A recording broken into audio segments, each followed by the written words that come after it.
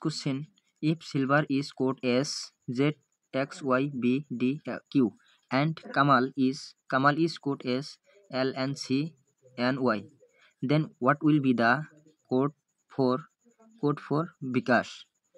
যদি হে এই সিলভার এই আর্টিকেল কেটার কোড এইটু হয়, বুঝি পালা, এইটুর কোড যদি হে এইটু হয় আৰু এই কামালৰ কোড যদি হে এই LNCNY হয়, তেন্তে একই পদ্ধতিত এই বিকাশ BIKAS এই বিকাশৰ কোড কোনটো হ'ব এইটো সুধিছে।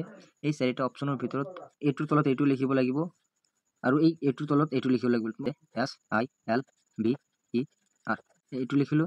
এইটোৰ তলত ঠিক এইকেইটা লিখিব লাগিব, Z X তাৰপিছত Y V D আৰু Q আৰু ঠিক একেই পদ্ধতিত এইটো লিখিব লাগিব, AMAL এইটো লিখিলো, LNCNY এইটো লিখিলো।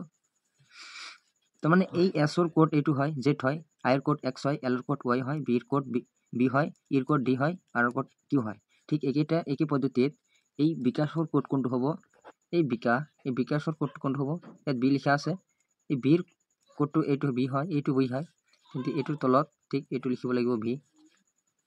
আৰু ইয়াৰ পিছত আই আছে, আইৰ কোড কোনটো হ'ব, এক্স হ'ব, ইয়াত এক্স লিখি দিলোঁ। তাৰপিছত কেৰ কোডটো কোনটো হ'ব, এল, ইয়াত এলটো লিখি দিলোঁ। এৰ কোডটো কোনটো হ'ব, এনটো ইয়াত লিখি দিলোঁ। আৰু এছটো বাকী থাকিল, এছটো এইটো আছে, এছৰ কোড জেড হয়, জেডটোকে ইয়াত লিখি দিলোঁ। তেন্তে এইটো হৈ গ'ল।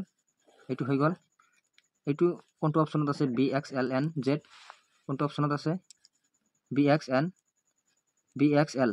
এলটো ইয়াত নাই, এইটো নহ'ব, BXLNZ অপশ্যন চি দা ৰাইট এনচাৰ।